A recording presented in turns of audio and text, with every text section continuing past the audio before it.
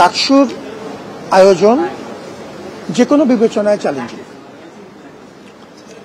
আগেও যা বলেছি এখনো তাই বলছি। আমরা প্রতিনিয়ত চেষ্টা করছি সবার জন্য একটি ভালো পরিবেশ তৈরি করে এগিয়ে যেতে। গতকালকে রাত্রেও আমরা নির্বাচন কমিশন, এসএমটি সহ আমাদের সিনিয়র ম্যানেজমেন্ট টিম সহ সবাইকে নিয়ে বসেছিলাম, সমস্ত প্রভোস্টবৃন্দ ছিলেন।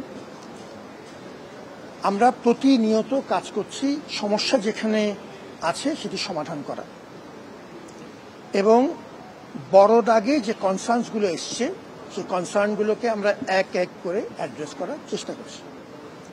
নিখুঁত পরিবেশ আপেক্ষিক একটি বিষয়, এটি একটি জনদাবি,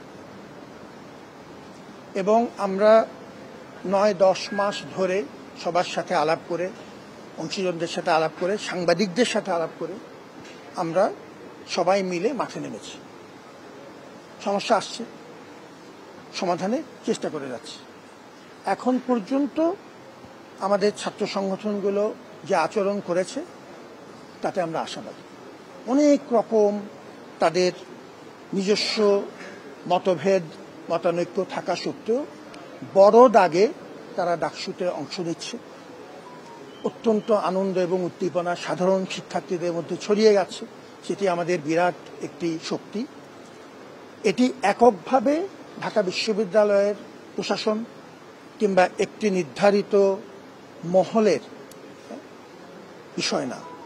এই আয়োজনে সবাই যতক্ষণ আমার হাত ধরে থাকবেন ততক্ষণ আমি মাঠে থাকব। যেখানে আমার হাত ছেড়ে দেবেন আমি পরিষ্কার আপনাদেরকে ডেকে বলে দিব যে এই জায়গাতে আমার বাধা হচ্ছে। পরিষ্কার কথা, এটি একটি জাতীয় দায়। যদিও এটি ঢাকা বিশ্ববিদ্যালয়ের একটি অনুষ্ঠান, কিন্তু পুরো জাতি আমাদের দিকে তাকিয়ে আছে, জাতির প্রতি আমাদের কৃতজ্ঞতা। এই দায় কোনো ব্যক্তিগত দায় নয়, এটি একটি কালেকটিভ রেসপন্সিবিলিটি। ছাত্রদের ব্যাপক আগ্রহ এবং দাবির প্রেক্ষিতে আমরা মাঠে নেমেছি। আমরা মোটামুটি ভালো পরিবেশ রাখার জন্য যা উদ্যোগ, সেটি আপনাদেরকে আমরা প্রত্যেক 3-4 দিন পর আপডেট আকারে জানিয়ে দেব। এই মুহূর্তে আমরা জানি যে সাংবাদিকদের অনেক তথ্য প্রয়োজন, নিয়মিতভাবে আপনাদেরকে তথ্য জানানো হবে। সেটি ইলেকশন কমিশন আমাদেরকে যেভাবে গাইড করবেন আমরা ঠিক সেভাবে কাজ করব। এখন আমরা ইলেকশন কমিশনের মূলত তাদের অধীনে কাজ করছি।